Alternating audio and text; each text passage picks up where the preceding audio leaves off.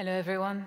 It's wonderful to be here. So indeed, we are going to talk about decolonization, which used to be a political and military reality about the fact that Western European people, languages, and culture should remain in the Western part of Europe and are not welcome anywhere else.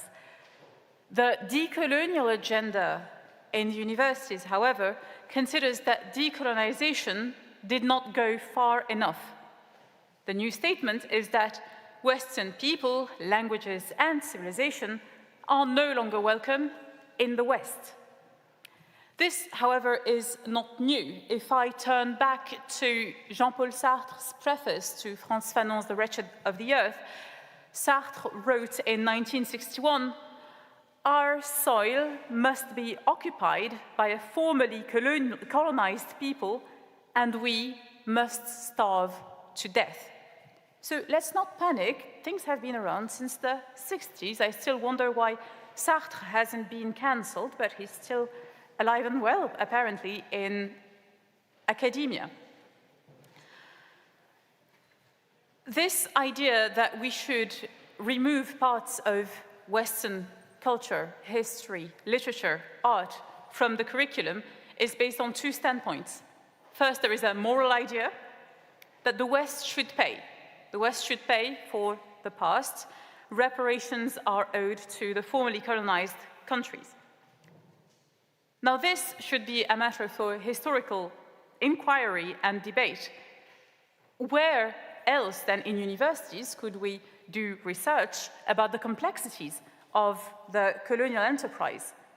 However, what happens nowadays is that if one dares talk of Botswana's success story after the end of the British presence, if we talk about the fact that France ended slavery in Morocco in the 1920s, if we talk about the fact that John of Matha's order was buying back Christian slaves in the Ottoman Empire and in Africa, well, this doesn't really get much funding, does it?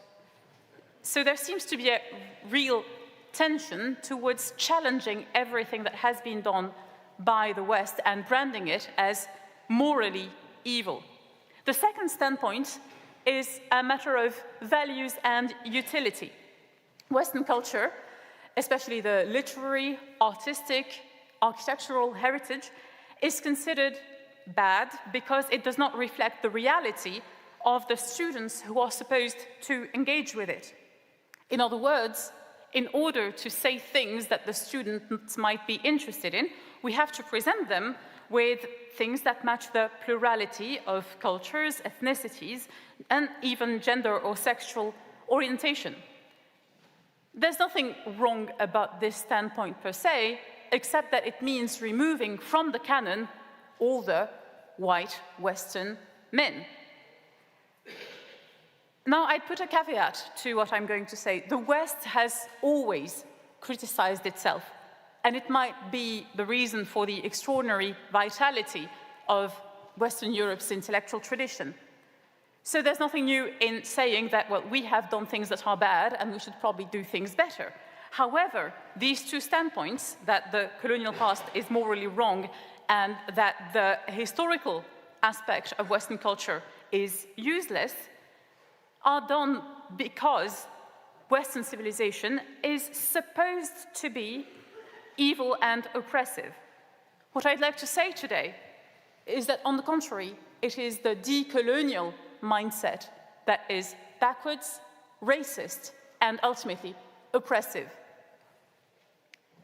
Regarding the first point, this goes back directly to the burden of the white man.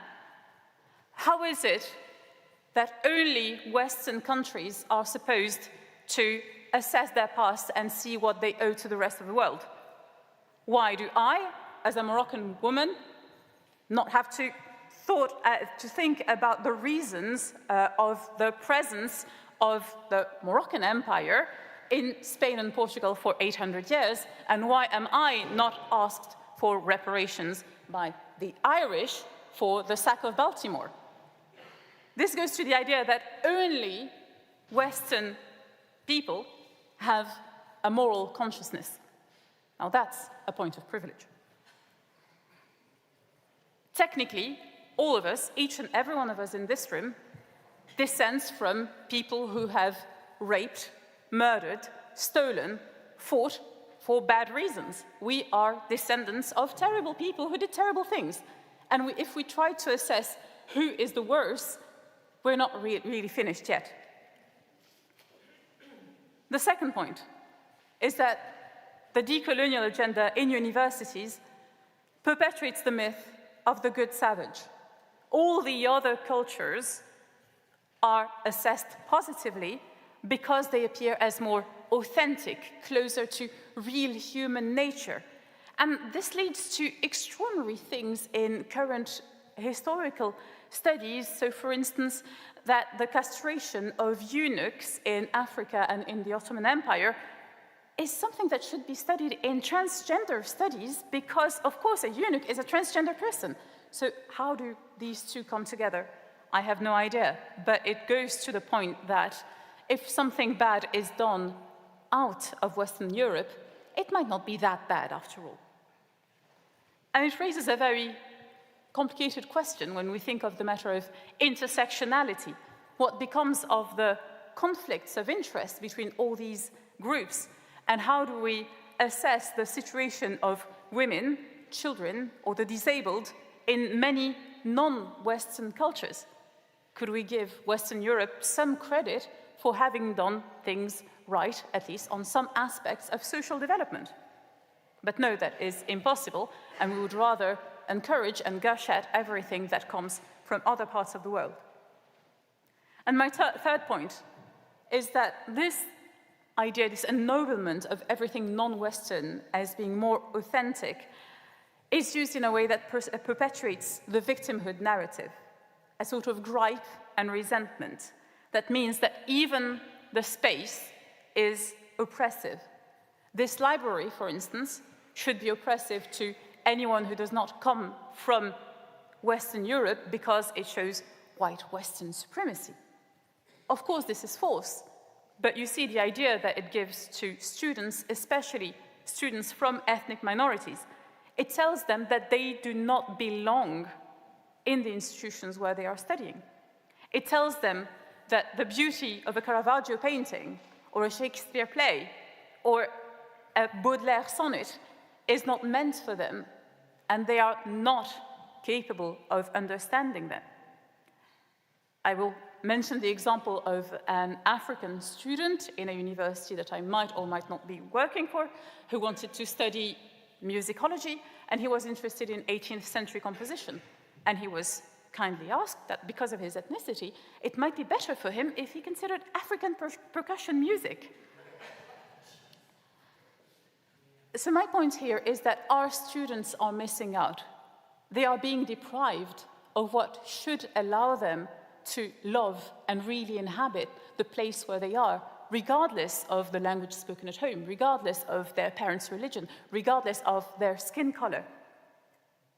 And finally, the problem with the decolonial mindset is that it is fundamentally utopian, which means that it is bound to fail. What will happen once we have removed all the inequalities between the rich and the poor, between men and women, between this or that person? Will we finally be happy? I don't think so. So the problem behind the decolonial mindset is a metaphysical one. It is not just about politics. It is about giving people things to hold on to. So perhaps instead of giving the vague dream of an equalitarian future, we could hand on to young people things to love, things to cherish about the place where they live. Because it is only when we love a place that we truly belong to it. So I will end on that note, that perhaps to end the resentment culture, to end all the social tensions, the racial tensions, etc., we could go back to the fundamentals. We could go back to these things in the past that we can still admire and cherish, not as a sort of blind reverence towards what has been, but as it has been said this morning, with the view of creating consistency, with the view of creating togetherness. So this idea of unity, as well as the principles of truth, beauty, and goodness, would bring together the transcendentals. So instead of maintaining a divisive language that only tears people apart, we should consider education as the place where true knowledge, including facts, allow people to finally come together, regardless of their skin color. Thank you very much.